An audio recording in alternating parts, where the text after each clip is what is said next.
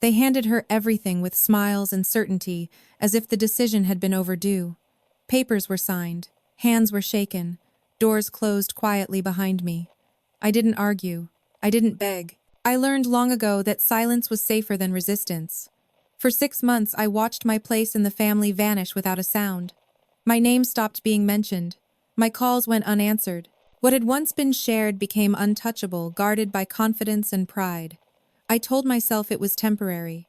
I told myself fairness would return on its own. It didn't. Instead, something else arrived. Half a year later, on a morning no one expected, there was a knock on their door. Not from family, not from friends, from officials who didn't care about excuses, emotions, or favoritism. They carried folders, timelines, and questions that could no longer be ignored. I was nowhere near that house when it happened, but somehow everything led back to me. Before we continue, take a moment and tell me where you're listening from and what time it is there right now. If stories of quiet endurance and long-delayed justice resonate with you, consider subscribing. You're not alone in waiting for the truth to finally speak. I learned how to disappear long before anyone ever told me I was unwanted. In our family, it happened quietly through patterns no one acknowledged but everyone followed. At the dinner table, my sister's voice always carried farther than mine. Her stories were interruptions that became conversations. Mine were sentences that faded before reaching the end. No one meant to hurt me. That was the most confusing part. It wasn't cruelty. It was preference. My name is Daniel. I was born first, but I was never treated like it mattered. From a young age, I understood that leadership in our house didn't belong to age or responsibility. It belonged to confidence. And my sister Emily had plenty of that. Emily was expressive, impulsive, magnetic. She could walk into a room and make people feel like something interesting was about to happen. Teachers described her as full of potential. My parents repeated those words like a promise. When she struggled, it was because the system didn't suit her brilliance. When I struggled, it was because I hadn't tried hard enough. I became careful. I studied rules, schedules, expectations. I learned that stability earned approval, even if it never earned praise. When something broke, I fixed it. When someone was late, I adjusted. I thought that consistency would eventually outweigh charisma. It didn't. Through high school and college, the pattern only deepened. Emily changed directions, often new interests, new ambitions, new explanations for why the last plan hadn't worked out. Each shift came with enthusiasm from my parents. They funded her experiments with optimism and savings. I worked part-time, then full-time, and paid my own way whenever I could. When I asked for help, it was framed as a lesson. Independence builds character. Sacrifice teaches discipline. I accepted that logic because arguing against it only made me sound resentful. And resentment, I learned, was unforgivable. After college, I took a steady job. The salary wasn't impressive, but it came with benefits and a clear contract. I liked knowing exactly where I stood. Emily moved back home full of plans and certainty. She talked about big ideas and fast returns. My parents listened like believers waiting for a sign. That was when the language started to change. They spoke about the future more often, about simplifying things, about trust, about aligning resources with vision. Emily was always part of those conversations. I wasn't. Not because I wasn't present, but because no one asked me to contribute. I told myself it was because I was already independent, because I didn't need help, because I was strong. The truth was simpler. They didn't see me as someone who needed to be considered. The decision was presented as a family discussion, but it wasn't. It was already made. One Sunday afternoon, they called me over and spoke carefully, like people delivering news they believed was reasonable. Assets would be consolidated. Authority would be streamlined. Emily would take the lead. It would be cleaner, more efficient. They said I was dependable, responsible, capable of handling myself without support. They said Emily needed room to grow. I nodded. I smiled. I said I understood. What I didn't say was that no one had asked what I wanted. No one had explained what protections were in place. No one had considered what would happen if trust replaced oversight. I didn't say it because I knew how the conversation would end with me being labeled difficult, emotional, or jealous, so I chose silence. After that day, my role changed immediately. Decisions were made without me. Documents were signed I never saw. Updates came late or not at all. When I asked questions, they were answered vaguely or redirected. Emily's handling it. We've already discussed this. It's taken care of. Trust became the excuse for everything. What hurt most wasn't the loss of control.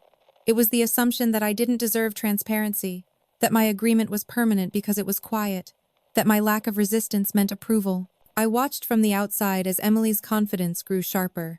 She spoke with authority she hadn't earned yet. She made commitments quickly, dismissed concerns easily, and leaned on our parents' support whenever doubts surfaced. They defended her instinctively, as if questioning her decisions was the same as questioning their judgment.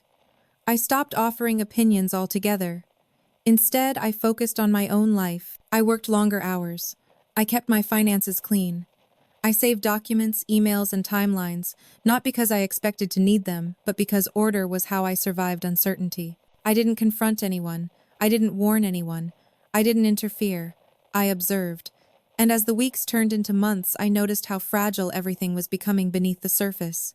Decisions were rushed. Numbers didn't always align. People who had once been enthusiastic began to step back quietly. Nothing exploded. Nothing demanded attention.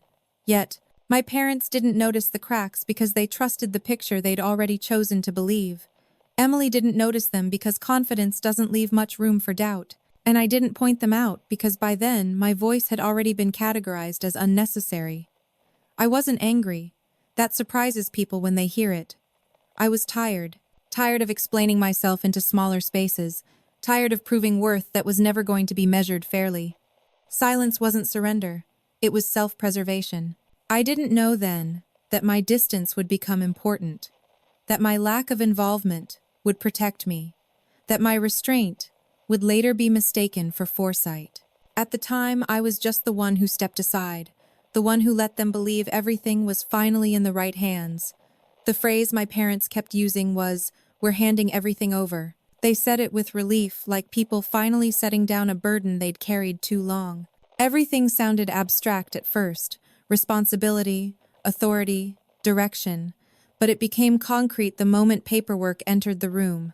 There were folders on the dining table the next time I visited. Thick ones, legal-sized envelopes, tabs in different colors. My father moved through them, carefully explaining each section, as if reading aloud made the decision feel more thoughtful. Assets were being consolidated. Control was being simplified. My sister would be the primary decision-maker moving forward. They framed it as efficiency. Emily sat beside them, calm and composed, already comfortable with the weight she was being given. She spoke confidently about plans, about timelines, about growth. She used words like strategy and scaling as if they were instinctive, rather than rehearsed. My parents nodded along, proud and visibly relieved to see certainty reflected back at them. When it came time for signatures, no one asked me to step closer. I stood near the doorway, close enough to hear the scratch of pen against paper, close enough to see numbers printed in bold ink. Dollar amounts, percentages, clauses I wasn't invited to read. I noticed the absence of contingency language. No safeguards, no requirement for shared oversight. Trust replaced structure completely. Someone said my name once only to thank me for being understanding. I told them it was fine. That moment marked the official end of my involvement. Not dramatically, not cruelly, just conclusively. My parents didn't frame it as exclusion. They framed it as acknowledgement of my independence. They said I didn't need to be burdened, that I had my own life, that Emily needed this opportunity more than I did. Opportunity. That word echoed longer than anything else. In the weeks that followed, everything moved quickly. Emily opened new accounts. She restructured agreements. She spoke on behalf of the family without hesitation. I found out about changes after they happened, sometimes through casual comments, sometimes through third parties who assumed I was still involved. I wasn't. When I asked my parents simple questions, they answered politely but vaguely. "It's handled. We trust her. There's no need to worry." The tone suggested reassurance, but the message was clear: my concern was unnecessary. Emily stopped reaching out entirely. At first I told myself this was temporary, that once things settled, there would be room again for shared responsibility. That trust didn't have to exclude transparency. But the more time passed, the more permanent my absence felt. I began to notice how quickly authority changes people. Emily spoke differently now, with finality, with impatience for hesitation. She dismissed suggestions from people who'd been involved longer than she had. She took risks that assumed success rather than prepared for failure. When anyone questioned her, she referenced the trust our parents had placed in her, as if that trust alone guaranteed correctness. My parents defended her instinctively. Any concern raised by others was framed as jealousy or resistance to change.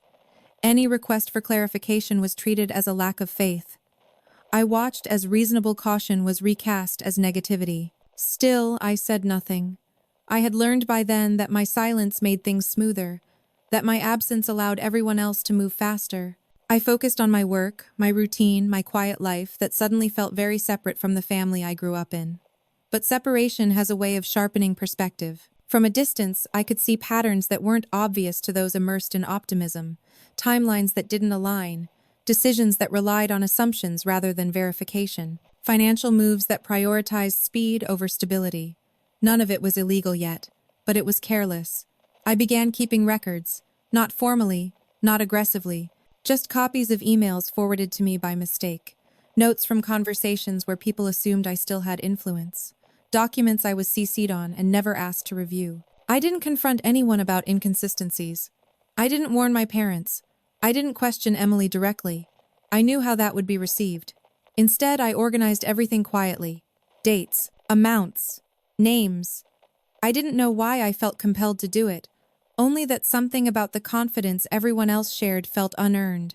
Too absolute. Too sure. My parents seemed happier than they had in years. They traveled more. They talked about finally being able to rest. They praised Emily publicly, telling friends how proud they were of her leadership. In those conversations, I was mentioned only as an example of independence, proof that everything was going well. I became the invisible success story. Emily thrived on the validation. She spoke louder, moved faster, took on commitments that stretched resources thin. When challenges surfaced, she reframed them as temporary obstacles, growing pains, necessary risks. Anyone who suggested slowing down was pushed aside. By the third month, I noticed subtle changes in tone from people outside the family. Shorter emails, delayed responses, meetings rescheduled without explanation. Nothing alarming on its own, but enough to suggest discomfort. I didn't ask questions. I simply noted the shift. I wasn't waiting for failure. I was waiting for clarity. What troubled me most wasn't the risk itself, it was the absence of accountability. Everything depended on one person being right all the time. There was no mechanism for correction, no shared responsibility, no pause for review. Trust had replaced structure entirely, and no one seemed willing to admit that trust without limits is fragile. I thought about speaking up more than once, about asking for a conversation, about requesting transparency. Each time I imagined the outcome, the defensiveness, the disappointment, the subtle suggestion that I was undermining family unity.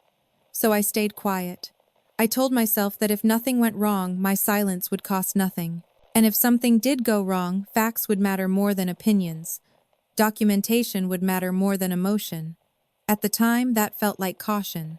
Nothing more. I didn't yet realize that this was the moment everything truly began moving toward its breaking point. Because when people are handed everything without resistance, they rarely look down to see what they're standing on. By the fourth month, my absence had become normal. That was the strangest part, not that I was excluded, but that no one seemed to notice anymore. I had slipped out of the frame so completely that conversations adjusted around the empty space where my input used to be. Family updates came through group texts I was technically still part of, but rarely addressed in. When I did respond, my messages sat unread for hours, sometimes days. I stopped trying. Instead, I paid attention to what silence revealed. Emily's world was expanding rapidly, but it wasn't stabilizing. She talked about momentum constantly, as if speed itself were proof of success. Decisions stacked on top of one another without pause. New agreements were made before old ones had been evaluated. She delegated selectively, favoring people who agreed quickly, and sidelining those who asked questions. My parents saw only progress. They repeated her language when they spoke to others: growth, opportunity, vision. When concerns were raised by extended family or longtime associates, my parents brushed them aside gently, but firmly. She knows what she's doing. This is how things work now. You have to take risks to move forward. Risk had become a virtue. From the outside, it looked impressive. Emily's calendar was full. Her phone never stopped buzzing. She carried herself like someone who had already won. But from where I stood, Removed from daily operations and emotional investment, the cracks were becoming harder to ignore. The first sign was a conversation I overheard by accident.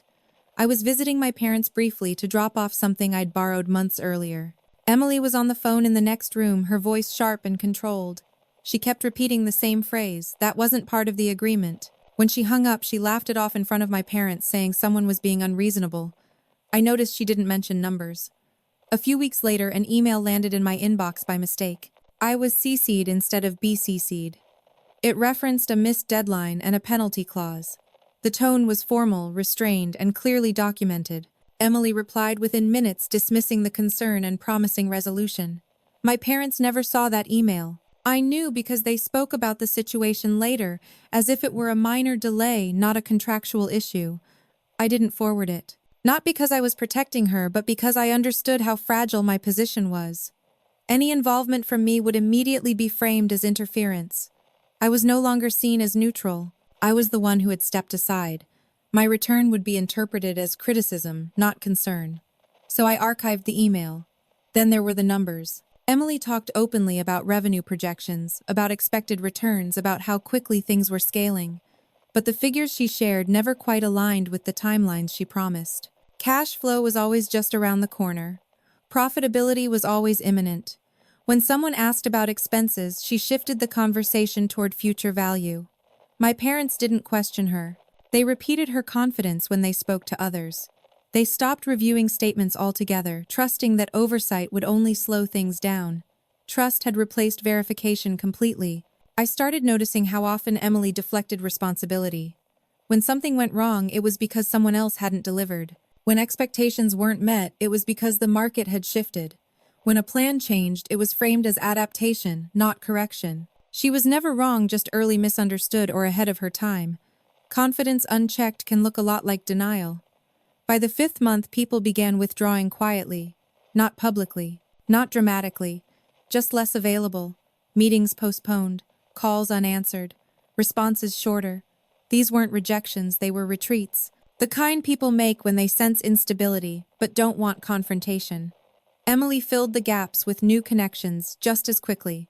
New faces, new promises, new optimism. Each replacement made the structure less stable, but no one inside seemed to notice. Momentum masked everything. I watched all of this from a distance that was both painful and clarifying. There were moments I wanted to intervene, not to reclaim control, but to slow things down, to suggest review, to recommend legal counsel, to ask for a pause. Each time I imagined the reaction, the way my parents would look at me with confusion and disappointment. The way Emily would tighten her jaw and remind everyone that she was trusted. So I stayed quiet. I focused on my own life. My work remained steady. My finances were clean. I lived within my means, kept records, followed contracts carefully. Stability became my refuge. The more chaotic things became on their side, the more deliberate I became on mine. That contrast mattered. One afternoon, a former associate of my parents reached out to me directly. He asked how things were going. The question felt loaded. I answered honestly but cautiously, saying I wasn't involved anymore. There was a pause on the line before he said, "That might be for the best." I didn't ask him to explain. That was when I realized something important: people outside the family could see what those inside couldn't. Emotional investment had blinded my parents. Authority had insulated Emily. And my silence had placed me in a position no one had intended, but one that would soon matter. I began organizing my records more carefully. I created timelines. I saved copies of correspondence.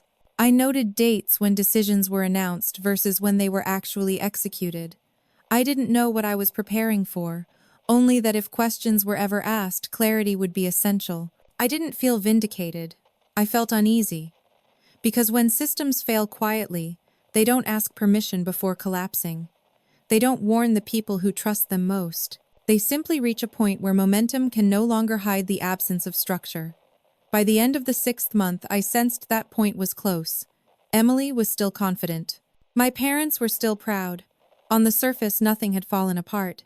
But beneath it, the weight of unexamined decisions was growing heavier by the day. And I knew without yet knowing how that when accountability finally arrived, it wouldn't care who was favored, who was trusted, or who had stayed silent. It would only care about what could be proven. The first time I realized the situation had moved beyond family tension and into something more serious was when paper started arriving without context. Not to my door, but into my awareness through fragments, half-mentions, and mistakes no one noticed except me. It began with a voicemail Emily left on my phone by accident. She was speaking quickly, frustrated, her voice stripped of the confidence she performed so well in front of our parents. She mentioned a deadline, a compliance issue, a number that sounded too precise to be casual. When she realized the mistake, she never followed up. The message stayed there unanswered, like evidence no one knew existed. I didn't bring it up. By then, I understood that anything I raised would be filtered through suspicion. My concern would be mistaken for resentment.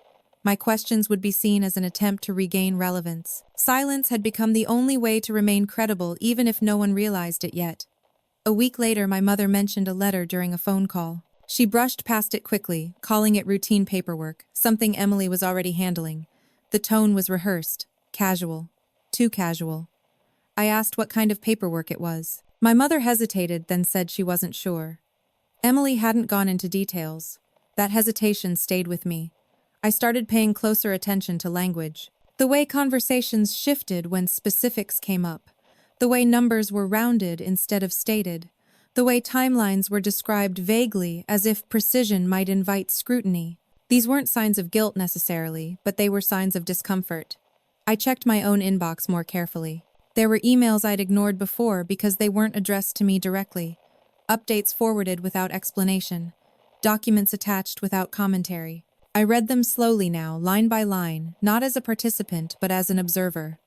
Patterns began to emerge. Expenses increased faster than revenue. Commitments overlapped in ways that assumed perfect execution. Clauses existed that required reporting no one was actually doing. There was nothing blatantly criminal, but there was a growing gap between obligation and oversight. That gap is dangerous. One evening, an old family friend reached out unexpectedly. He'd been involved in earlier stages of what Emily was now managing back when decisions were still shared. He didn't accuse, he didn't confront, he simply asked whether I was still involved. When I told him no, there was a pause long enough to feel intentional. He said carefully that he hoped everything was being documented properly. I asked him what he meant. He said he couldn't get into details, that it wasn't his place anymore, that he just wanted to make sure someone in the family was paying attention. That was the moment something shifted inside me. I realized that my silence had created a vacuum not just of opinion but of accountability. Emily was operating under the assumption that trust protected her from scrutiny. My parents were relying on confidence instead of verification, and people outside the family were stepping back quietly, unwilling to be entangled in something that no longer felt stable. I went back through everything I had saved: emails, attachments, notes. I wasn't looking for wrongdoing. I was looking for coherence, for a story that made sense when read in full. Instead, I found gaps: decisions without follow-up, actions without documentation, promises that were never formalized. I didn't know whether Emily was aware of these gaps or simply ignoring them. Either way, they existed. And gaps have a way of attracting attention, especially from people whose job is to look for them. Around that time, my parents began mentioning stress more often. Not in specifics, just general fatigue. Long days, too many calls, too much complexity. They still defended Emily fiercely, but the enthusiasm had dulled. Pride was slowly being replaced by justification. She's under a lot of pressure. She's learning. This is normal at this stage. I recognized the shift. It was subtle, but it mattered. They were no longer celebrating outcomes. They were explaining them. Emily, on the other hand, doubled down. She spoke faster, took on more, refused to slow down. When my parents expressed concern, she framed it as doubt. When people asked for clarity, she accused them of lacking vision. Momentum became her shield. The problem with momentum is that it doesn't allow for correction. I stayed out of the conversations, but I listened when I was near. I noticed how often Emily avoided specifics when asked direct questions, how she redirected toward future success instead of current obligations, how she relied on authority rather than evidence. I also noticed something else. My name began to surface again, quietly, indirectly. Someone asked if I had copies of older agreements. Another person wondered aloud whether I remembered how certain processes used to be handled. These weren't accusations. They were inquiries, searching ones. I answered only when asked directly and only with facts. I wasn't involved in that decision. That happened after I stepped back. I don't have access to those records anymore. Each answer was simple, accurate, unemotional. I could feel the shift happening around me, though no one said it out loud yet. The story everyone had agreed on, that everything was under control, was starting to feel fragile. Not broken, just thin. One afternoon, I received an email from an unfamiliar address. It was formal, polite, non-accusatory. The sender introduced themselves as part of an external review process. They requested clarification about my role during a specific period.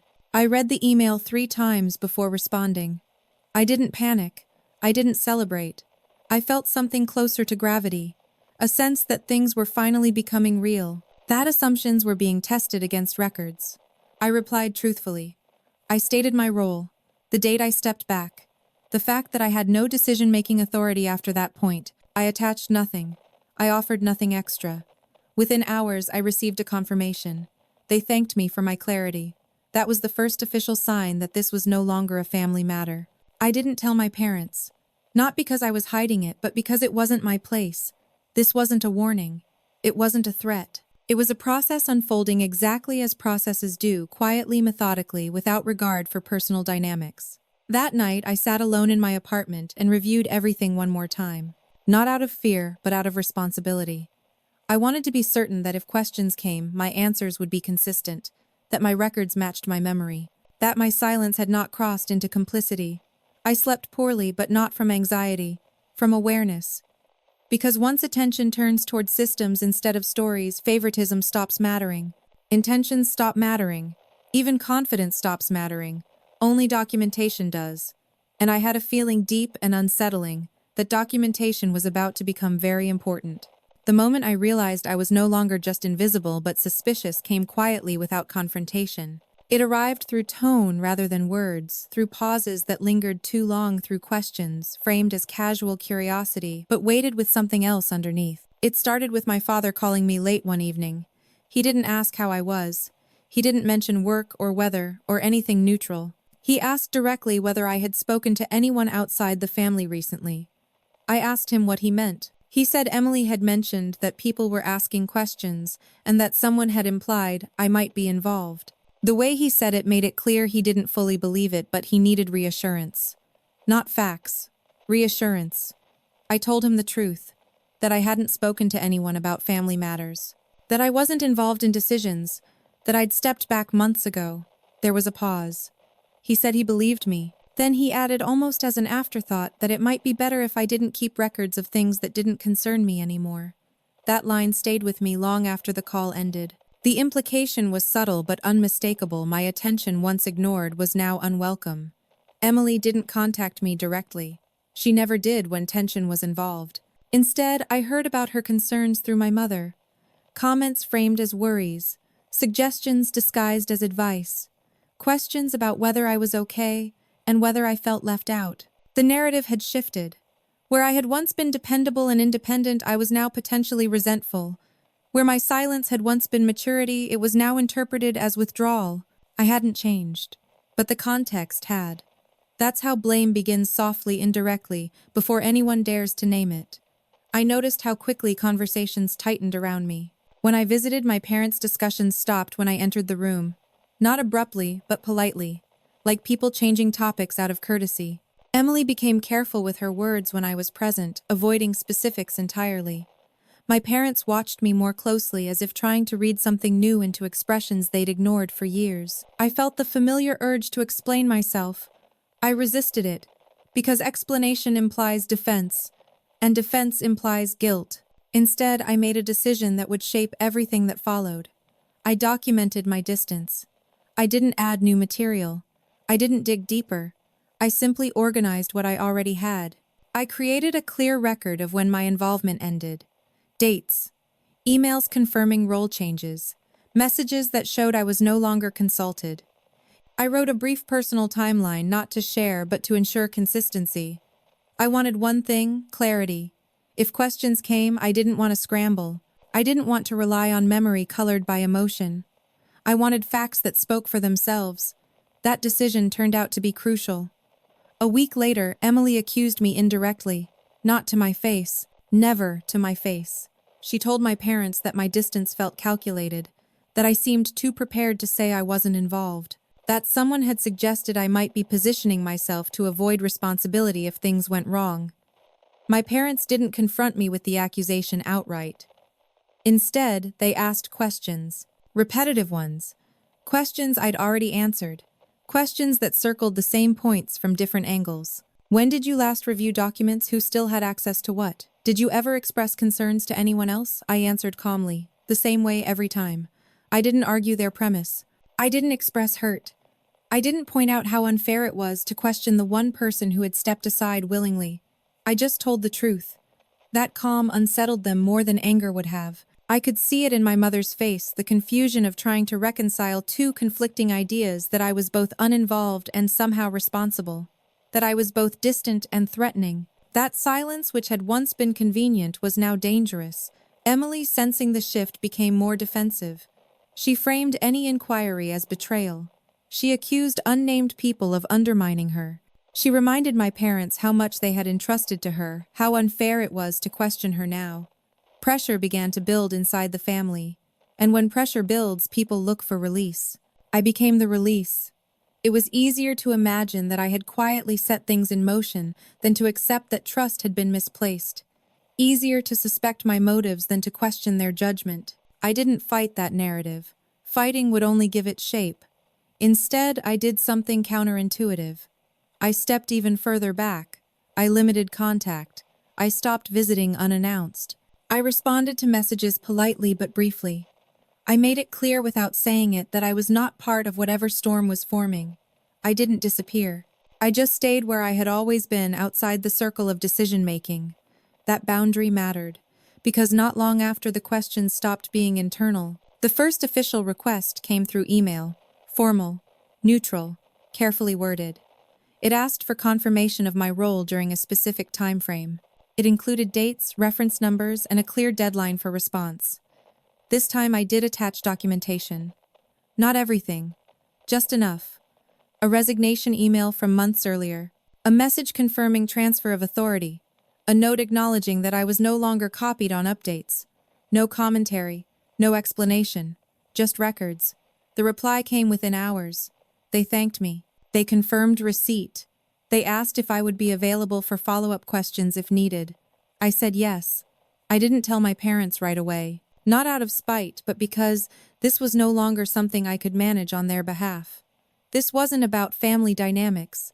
This was about process. And process doesn't benefit from emotional mediation. When they found out, because they did, inevitably, the reaction was immediate. My mother was hurt. She said I should have told her. That families don't keep secrets. I reminded her gently that I hadn't been asked, that I hadn't initiated contact, that I'd simply responded honestly when approached. Emily was furious. She accused me of disloyalty, of betrayal, of hiding behind legality instead of standing with family. She said I'd always resented her, that this was my way of getting even. I listened without interrupting. Then I said one sentence. I didn't do anything. I just didn't lie. That was the moment something broke, not publicly, not dramatically, but privately, between the version of me they had created and the reality they were now forced to face. I wasn't the aggressor they wanted. I wasn't the saboteur they needed. I was just a witness who refused to disappear. After that, things moved quickly. Emily stopped speaking to me entirely.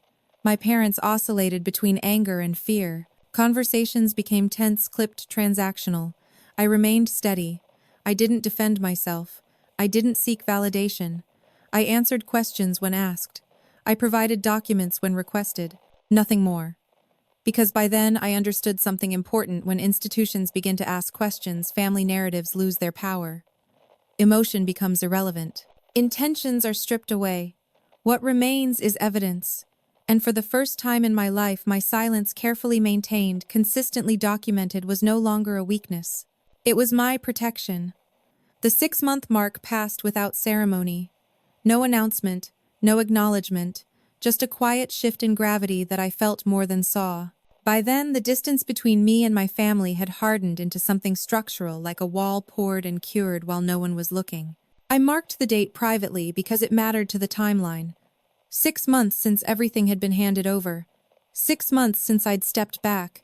6 months of momentum without breaks. Emily's confidence hadn't cracked, but it had sharpened. She spoke less about vision and more about pressure, deadlines, expectations, obligations. Her language changed from possibility to necessity. She stopped saying we and started saying they, as if responsibility belonged elsewhere whenever something resisted her control. My parents were no longer relaxed. They still defended her publicly, but in private their questions grew more specific. They asked about processes they hadn't cared about before. Reporting requirements, legal exposure, contingency plans. Emily answered quickly, often impatiently, framing their concerns as fear rather than prudence. Fear, she said, was the enemy of growth. I heard all of this secondhand through fragments and filtered retellings.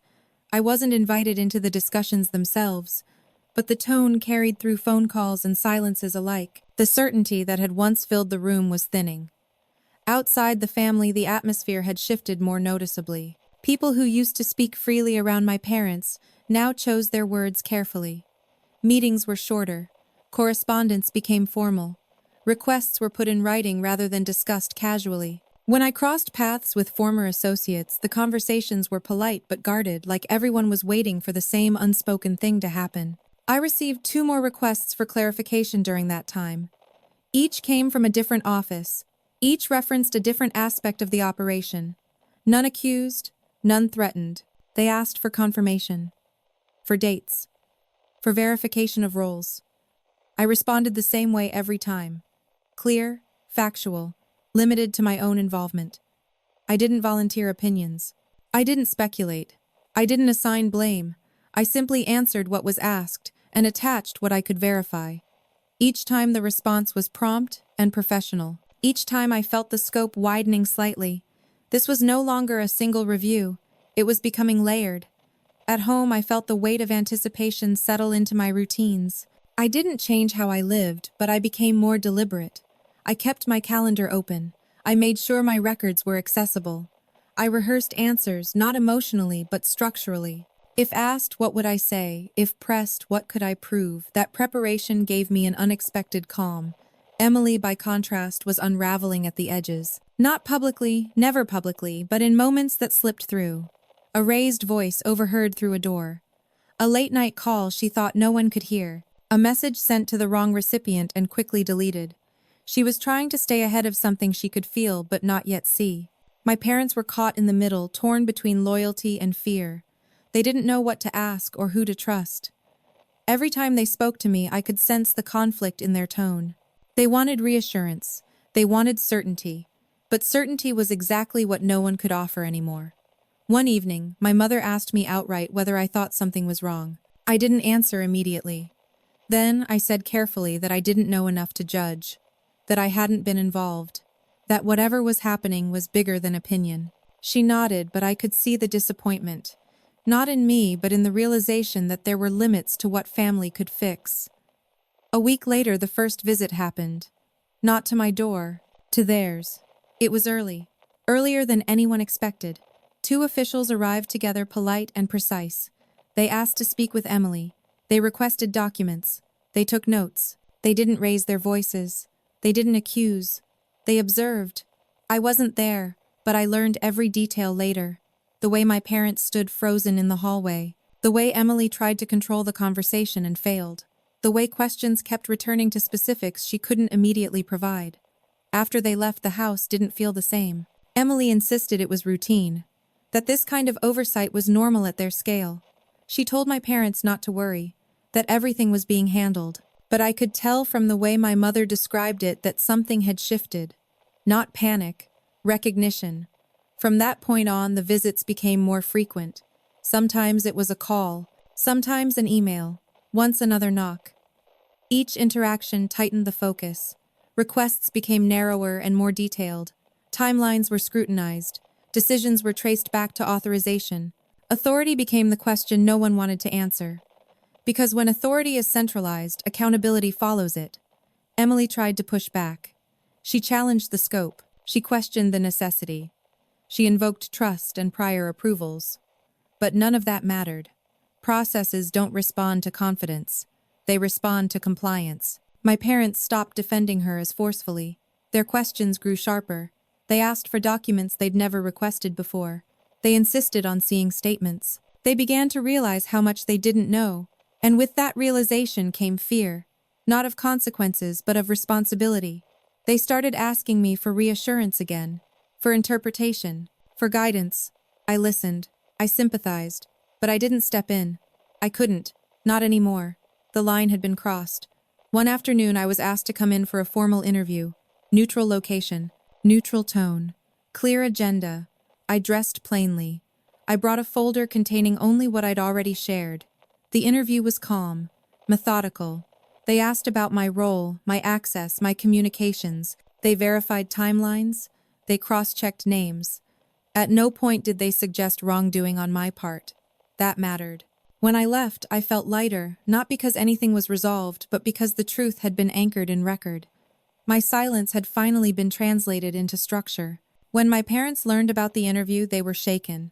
Emily accused me of cooperating against her, of choosing institutions over family. I didn't argue.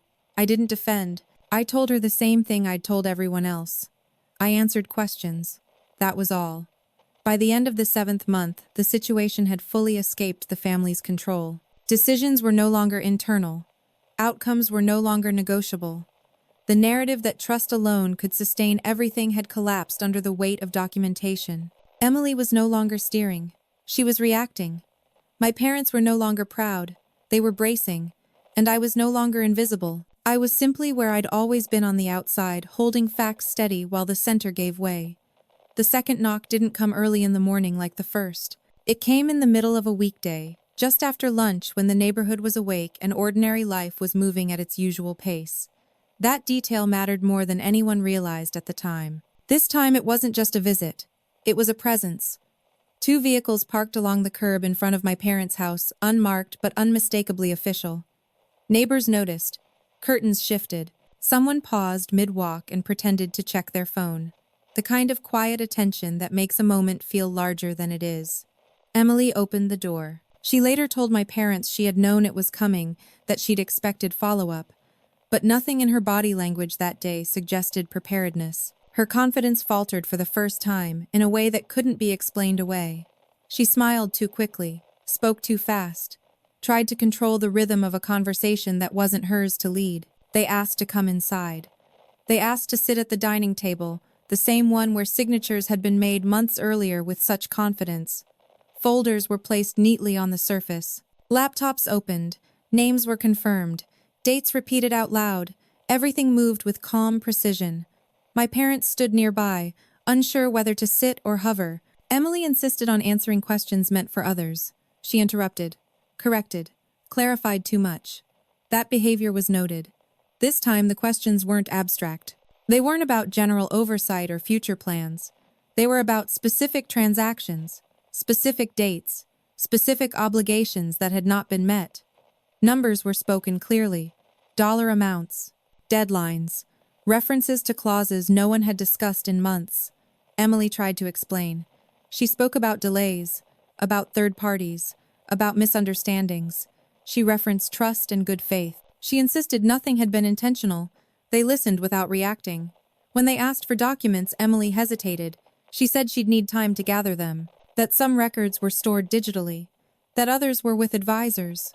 They gave her a deadline, not a suggestion, a deadline. When they left, they didn't offer reassurance. They didn't threaten. They simply stated that follow-up would occur, that cooperation was expected, that failure to comply would escalate matters. The door closed. The house fell silent. My mother sat down slowly, as if her legs had forgotten their purpose. My father stared at the table, the surface suddenly unfamiliar. Emily stood still for a moment, then began pacing. She spoke rapidly, trying to reconstruct control through words. She told them it was manageable, that this was still routine, that everything could be explained. My parents didn't argue, but they didn't agree either. Within hours, my phone rang. It was my mother. Her voice sounded smaller than I'd ever heard it.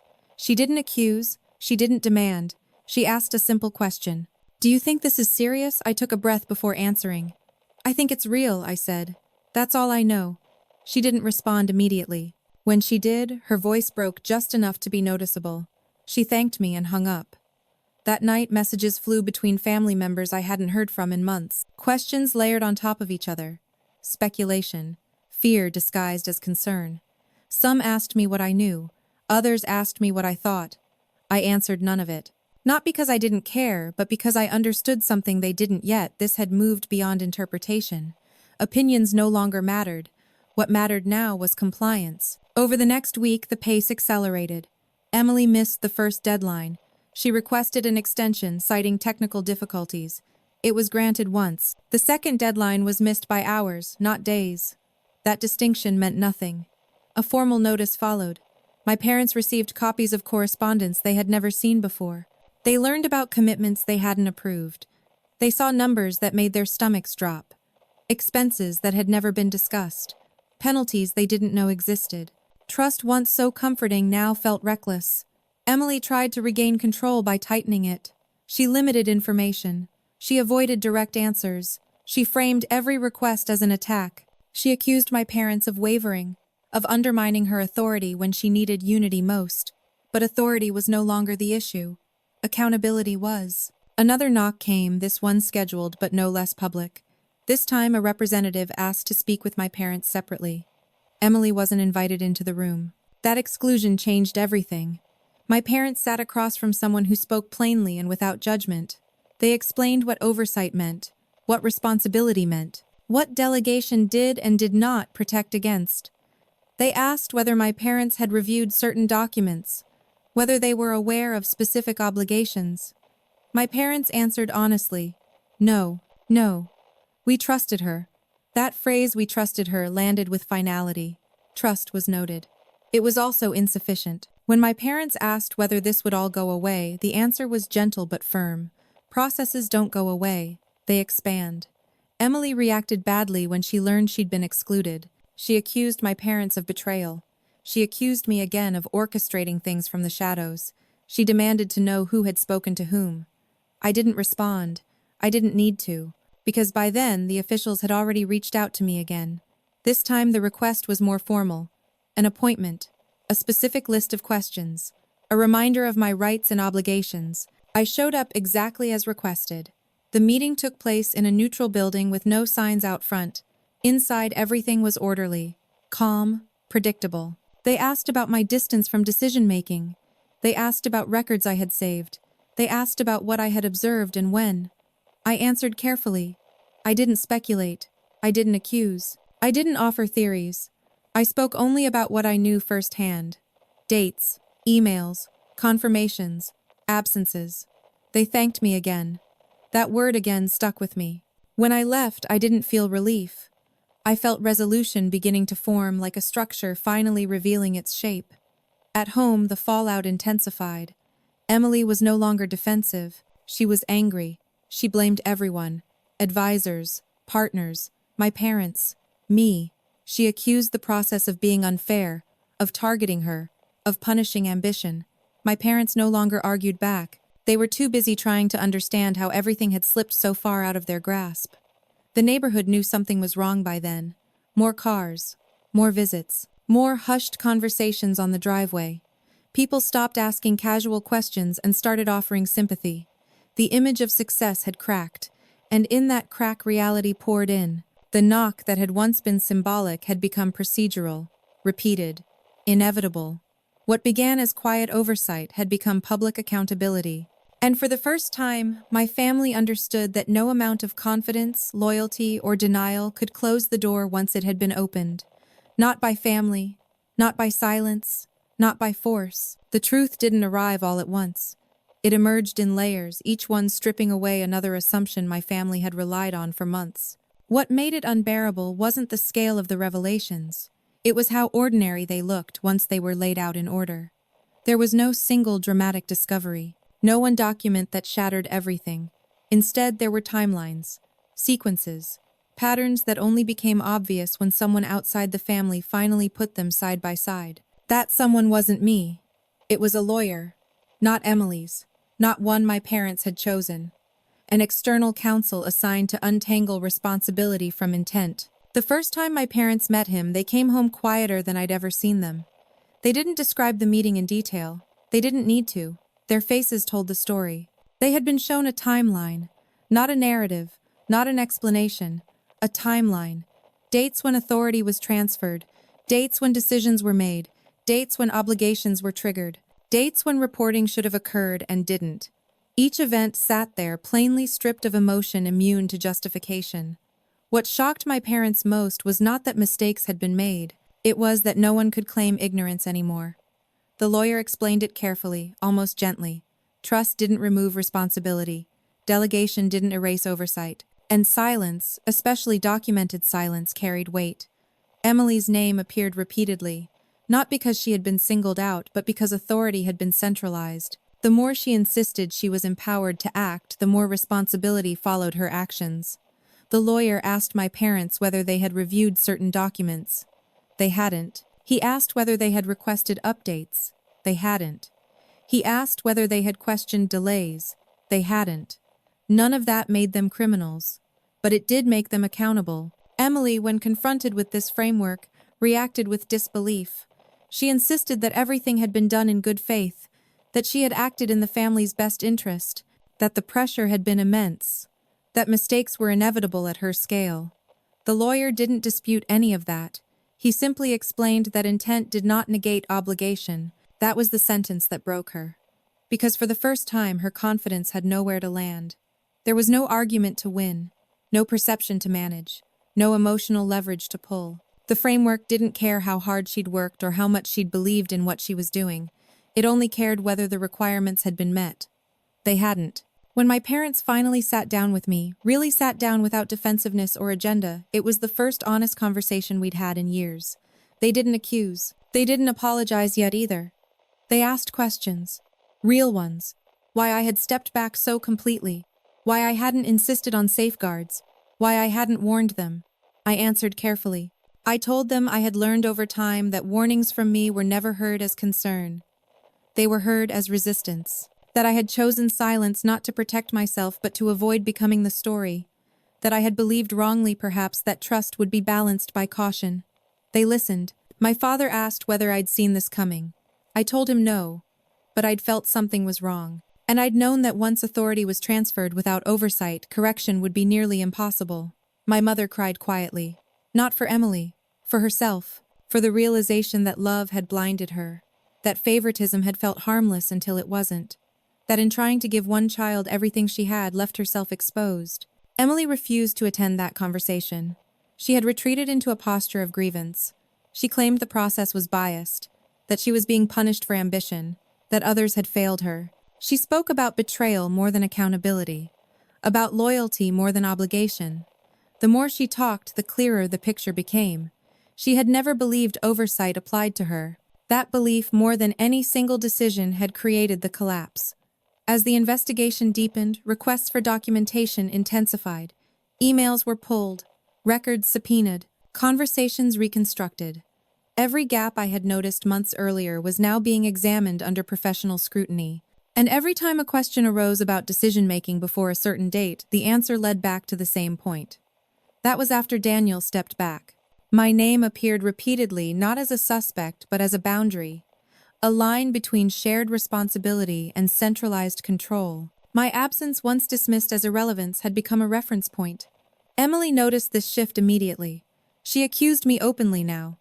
Of positioning myself, of preparing for this outcome, of hiding behind legality, while she took risks for the family. I didn't respond. There was nothing left to say. The lawyer met with me again near the end of the review phase. He thanked me for my cooperation and clarity. Then he told me something I hadn't expected. You did exactly what people rarely do in these situations, he said. You didn't interfere, and you didn't cover anything up. I asked him what that meant. He said it meant the truth had room to surface. That sentence stayed with me. When the preliminary findings were shared with my parents, they were stunned by how mundane the conclusions sounded.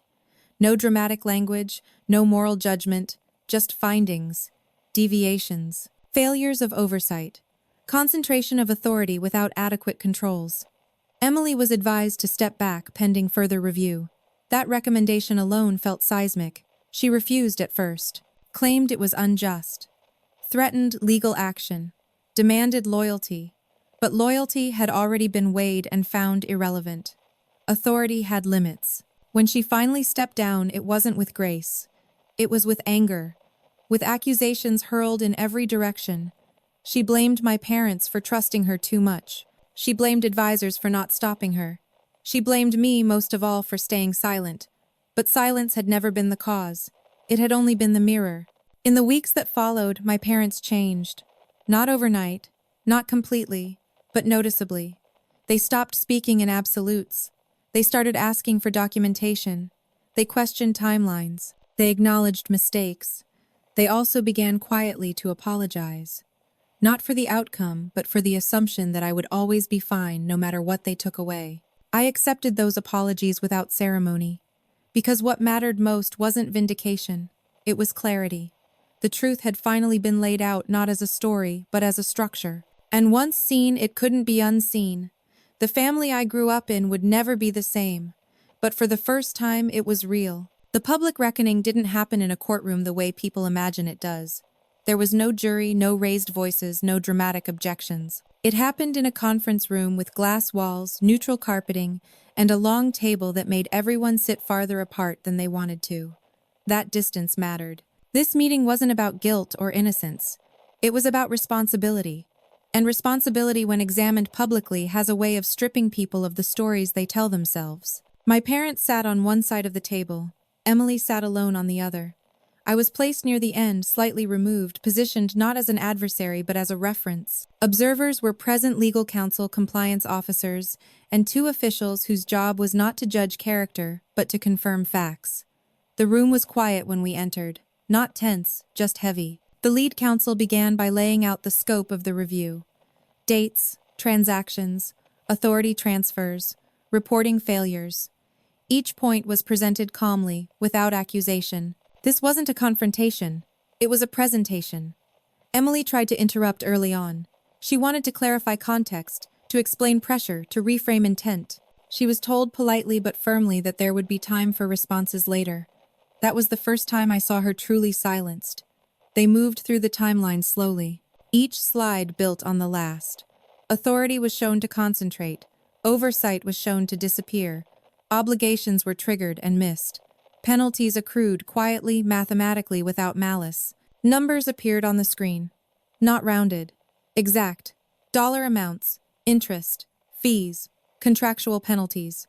My mother's hand tightened around a pen she wasn't using. My father stared straight ahead, his jaw set. Neither of them spoke. When my name appeared on the screen, it was brief. Daniel's involvement ended on this date. That was it. No commentary. No interpretation. Just a marker. The counsel paused there deliberately and asked if anyone disputed that date. No one did. Emily looked at me then, not with anger, not with accusation, but with something closer to disbelief. As if she was only just realizing that my absence hadn't been passive. It had been definable. Provable. The meeting continued. They addressed Emily directly next. They acknowledged the trust placed in her. They acknowledged the pressure. They even acknowledged her intent to act in the family's interest. Then they explained why none of that altered the findings. Authority carries obligation. Obligation requires compliance. Compliance requires documentation. Documentation was missing. Emily spoke then, longer this time. She talked about speed, about adaptation, about how oversight would have slowed progress. She insisted that she had done what was necessary in a fast-moving environment. The counsel listened. Then he asked a single question. "Who reviewed your decisions?" Emily hesitated. She said my parents trusted her. "Who reviewed your decisions?" he repeated. Silence. That silence stretched longer than any argument could have. Because in that moment, the entire structure of justification collapsed. Trust without review wasn't leadership. It was exposure. My parents were asked whether they had requested documentation during that period. They said no. They were asked whether they had understood the reporting requirements tied to the authority they had delegated. They said no. No one raised their voice. No one assigned moral blame. The facts spoke on their own. When the recommendations were presented, they were clear. Emily would be formally removed from operational control pending resolution. Independent oversight would be installed. Financial recovery efforts would begin. Certain matters would be referred for further action if compliance was not immediate. This wasn't a punishment, it was a correction. Emily reacted as if it were a betrayal. She accused the room of bias, of punishing initiative, of scapegoating her because she was visible. She turned to my parents, demanding they defend her. They didn't. That was the moment everything changed. My parents didn't side with me. They didn't side against her. They did something far more devastating to Emily's narrative. They stayed quiet. That silence, measured, exhausted, resolute, carried more weight than any argument. It was the silence of people who finally understood the cost of blind trust. The meeting ended without ceremony. No verdict was read, no closing statements were made. The council summarized next steps and timelines. Everyone stood. Chairs scraped softly against the floor. Emily left first. My parents lingered. One of the officials approached me briefly and thanked me for my cooperation. He said nothing about outcomes. He didn't need to. Outside the building, the day was bright and ordinary. People walked past without knowing what had just unraveled behind those glass walls. I stood there for a moment, breathing in air that felt strangely lighter. My parents joined me a few minutes later. My father spoke first. "I didn't protect anyone," he said quietly. "I avoided responsibility." My mother nodded. "And we mistook your silence for indifference." I didn't correct them.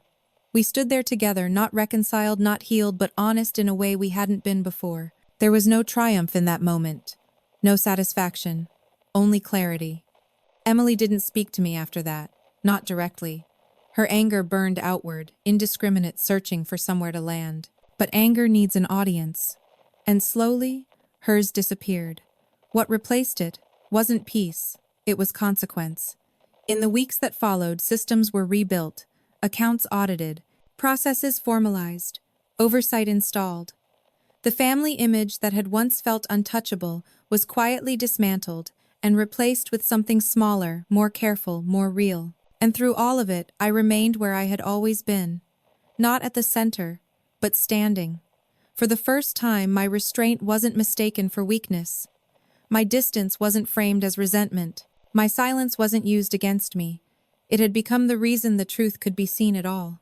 The consequences didn't arrive all at once, and they didn't look like the punishment people often expect. There were no handcuffs, no flashing lights, no dramatic exits. What followed was quieter and far more final. Emily's removal from control became official within days.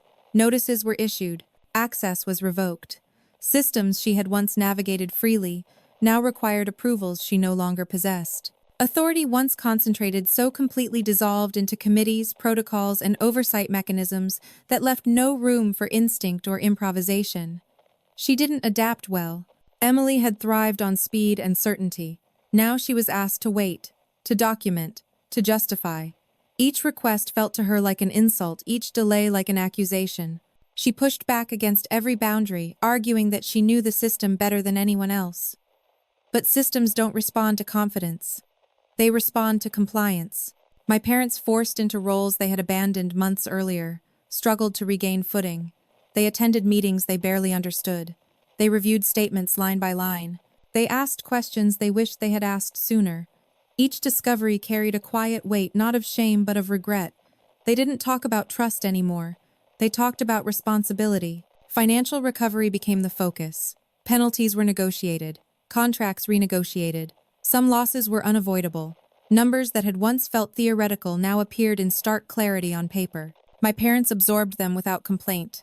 They didn't ask Emily to apologize. They didn't need to. The shift in how they treated her said enough. Where there had once been unquestioning support, there was now caution. Where there had once been pride, there was distance. Not cruelty, just restraint. Emily felt that restraint as rejection. She accused my parents of abandoning her when she needed them most. She said they were choosing institutions over family. She framed accountability as betrayal. The more she spoke, the more isolated she became. People who had once surrounded her, advisors, partners, acquaintances, stepped back, not out of judgment, but out of self-preservation. Association carries risk when trust has been misused.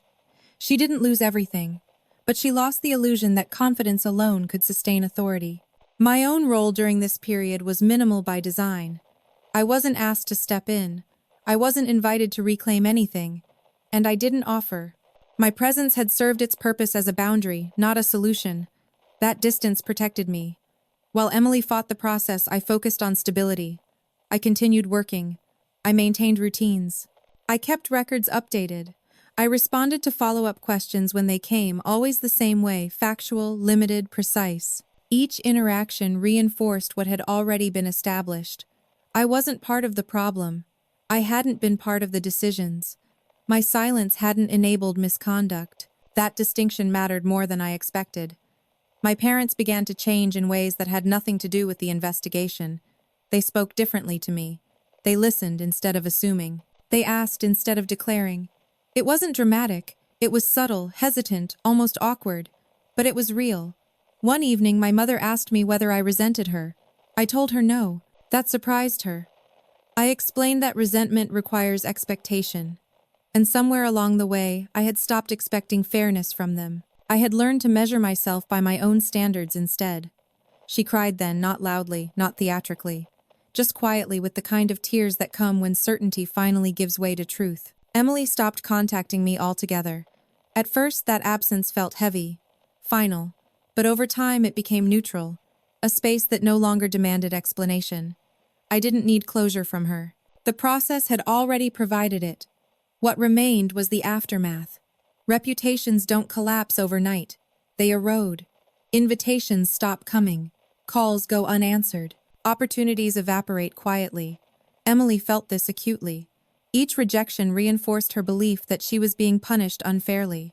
She never fully accepted her role, and that more than any official outcome defined her consequence. My parents accepted theirs differently. They acknowledged privately that favoritism had blinded them. That love, when unexamined, can become negligence. They didn't say it often. They didn't say it publicly. But they lived it. They involved third parties in decisions. They documented everything. They asked for second opinions. They treated trust as something that required structure. For the first time, they treated me as someone whose judgment mattered. Not because I had been right, but because I had been careful. That distinction changed everything. There was no moment of triumph for me. No sense of victory. If anything, there was a quiet sadness in realizing how avoidable it all had been. How easily a few safeguards could have prevented months of damage. But regret doesn't rewind time. It only sharpens understanding. In the end, the family didn't fracture completely, but it didn't return to what it had been either. Something else emerged, smaller, more cautious, less idealized, more honest. Emily remained part of the family in name, but not in authority. She attended gatherings sporadically. She spoke less. When she did, she avoided topics that touched on responsibility or oversight. Her silence, once filled with anger, became defensive. Mine became something else entirely. It became peace. Because for the first time in my life, I wasn't invisible by accident. I was present by choice, standing on ground that didn't shift beneath me. I hadn't won, but I had been seen. And that, I learned, is sometimes the only justice that lasts. The months that followed felt strangely quiet, not because nothing was happening, but because nothing was being hidden anymore. The chaos that had once filled every conversation was replaced by process, by schedules, by decisions that moved slowly and deliberately. For my parents, this new pace felt unfamiliar, almost uncomfortable, but it was also grounding. They were learning how to live without shortcuts. For me, life didn't change much on the surface. I still woke up early. I still went to work. I still paid my bills and planned my weeks in careful increments. What changed was internal. The tension I'd carried for years, subtle, constant, unnamed, began to ease. I no longer felt the need to explain my distance. I no longer felt the weight of being misunderstood. Emily's role in the family settled into something undefined. She wasn't excluded, but she wasn't central either. She attended some holidays, skipped others. Conversations with her stayed shallow, polite, controlled. There was no explosion, no final argument, no dramatic reconciliation, just limits. And limits, I realized, are sometimes the most honest form of care. My parents didn't try to force closeness anymore. They didn't ask me to be the bigger person or to smooth things over. They had learned too late, perhaps, but genuinely, that harmony built on denial never lasts. What they wanted now was stability. And stability requires truth. One afternoon, my father asked me to help review a document. Nothing major, just a contract renewal. He wanted a second set of eyes. The request itself mattered more than the task. It was the first time he'd asked for my judgment without already knowing what he wanted to hear. I read it carefully. I asked questions. I suggested a revision.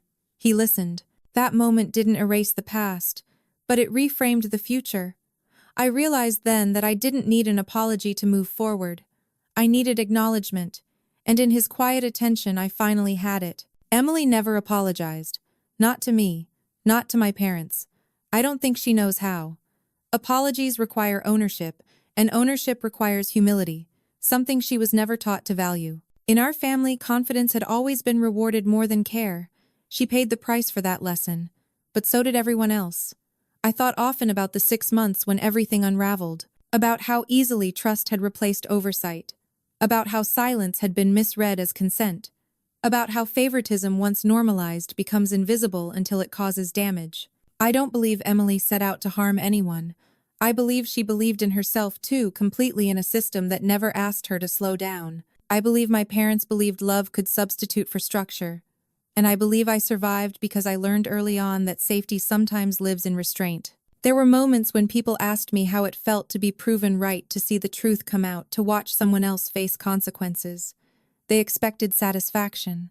I never felt it. What I felt was clarity. Clarity that silence is not weakness when it's chosen deliberately. That stepping back can be an act of strength. That refusing to compete in a broken system is sometimes the only way to remain whole. I didn't win by outsmarting anyone. I didn't win by exposing secrets or demanding justice.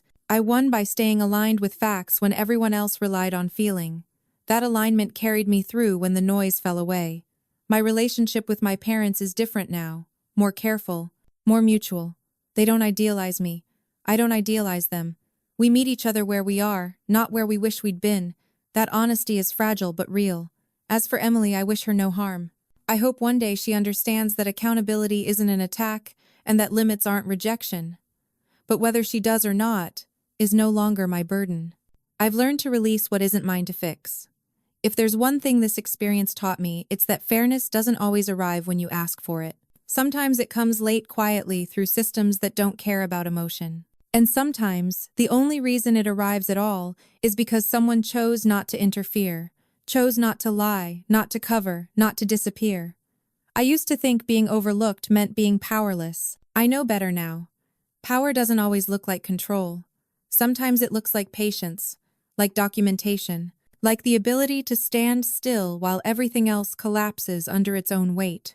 If you've ever been the one who stayed quiet while others were chosen, overlooked, while decisions were made or blamed for problems you didn't create, know this: silence, when guided by truth, has a way of being heard eventually. And when it is, you don't need to shout to stand tall. You already are. There's a quiet lesson hidden in stories like this one that doesn't shout, doesn't demand attention, but stays with you long after the noise fades. It's the lesson that fairness isn't always immediate and truth doesn't always arrive wrapped in comfort. Sometimes life rewards the loud, the confident, the chosen. And sometimes it lets them run ahead unchecked until reality catches up. What truly endures isn't control, charm, or favoritism. It's integrity. The kind that shows up in how you document your life, how you keep your word, how you choose restraint when reacting would feel easier. Silence, when it's rooted in honesty, is not weakness. It's a form of strength that doesn't need validation in the moment, because it's built to last. Many of us have been overlooked, underestimated, or quietly pushed aside. Not because we lacked value, but because we didn't fit the version of success others wanted to see. And yet when consequences arrive, as they always do, it's the steady ones, the careful ones, the truthful ones who remain standing. If this story resonated with you, I invite you to pause for a moment and reflect. Have you ever stayed silent to protect your truth? Share your thoughts in the comments. I read them. And your experiences matter here. And if you believe in stories where patience, honesty, and quiet endurance finally find their voice, consider subscribing to the channel. These stories aren't just entertainment, they're reminders that even when justice comes late, it still comes.